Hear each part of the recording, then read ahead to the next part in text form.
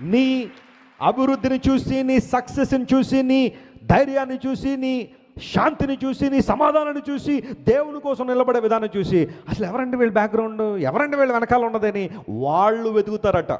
ఇదే ఆ మాటకు అర్థం, నీ నామమును వెతుకున్నట్లుగా.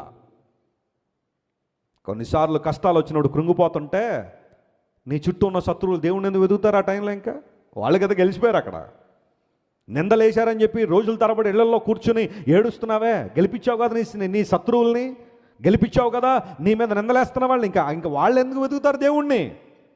ఆ నిందలేసినప్పుడు, అవమానించినప్పుడు, నేను ఓటములకు నెట్టేయాలనుకున్నప్పుడు నువ్వు ధైర్యంగా నిలబడితే, ఇన్ని చేస్తున్న వీళ్ళు ఎంత ధైర్యంగా ఉన్నారంటే ఎవడరా వీళ్ళు వెనకాల ఉన్నది?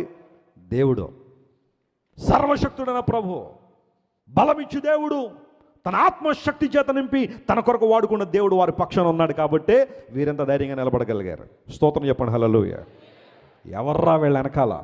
దేవుడు ఉన్నాడు. ఎవరున్నారు యోసేపు వెనకాల? చెప్పండి. తండ్రి ఉన్నాడా?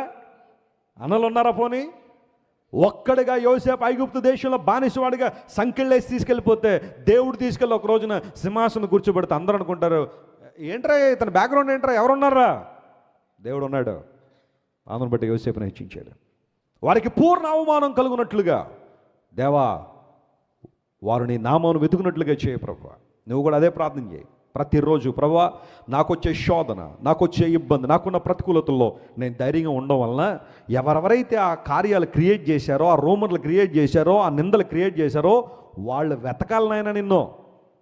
వీళ్ళ వెనకాల ఉన్నది ఎవరైనా వెతకాలి. వాళ్ళు ఇంత ధైర్యానికి సోర్స్ ఎవరైనా వెతకాలి. అలాంటి అనుభవంలోకి మనం వద్దామా? వీళ్ళందరికీ ఏకమనసు ఎందుకు ఉంది అంటే దేవుని ప్రజల్ని బాధించడానికి. కానీ వారికి తెలియదు ఒకటి ఏంటో తెలుసా? నా దేవుడు వారి పన్నాగములను పటాపంచులు చేసి తన ప్రజలకు ఏమి ఇస్తాడు? ఇప్పుడు కూడా నీకు విరోధంగా రూపించబడే ఆయుధం ఏమవుదన్నాడు? వద్దల.